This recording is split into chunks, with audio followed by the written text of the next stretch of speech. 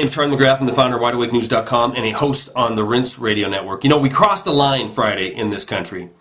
A lot of people in alternative media have been talking about, you know, martial law, how bad things could possibly get. Brad Sherman was warned by the too big to fail that if they didn't give all these billions and trillions of dollars, we'd have martial law on the streets.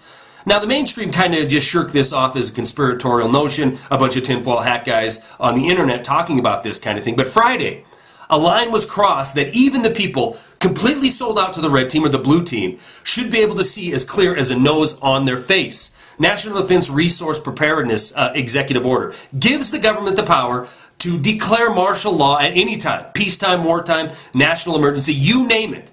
Of course, they're saying it's under the name of national security. We have to do this for national defense. Our forefathers warned us. They wrote it in paper that if we gave up a little bit of liberty in order to have some safety, we're not going to have, nor do we deserve to have, either. Now, you know, hindsight being what it is, we can look back and see this progression of liberty-destroying legislation come into play.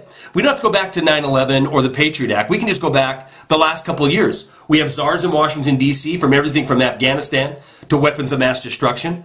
We have a super Congress that will filter through all the trivial legislation and make sure only the important pieces get voted on. And recently we have National Defense Authorization Act 2012 that will make you disappear if you're deemed a belligerent actor.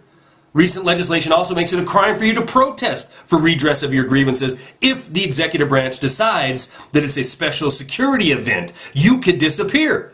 Now, a lot of people think that, you know, when we were talking about potential martial law and panic in the streets in 2007 and 2008, they thought we were crazy. They thought that this could never happen inside this country. But you better wake up and pay attention, because the sand is rapidly running through that hourglass and the guns are pointing inward.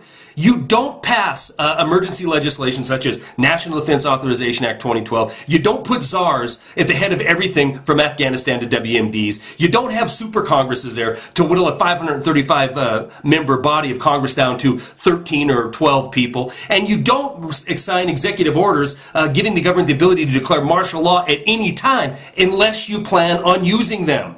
Wake up, America. Time is running out. Stories are attached. That's all I got.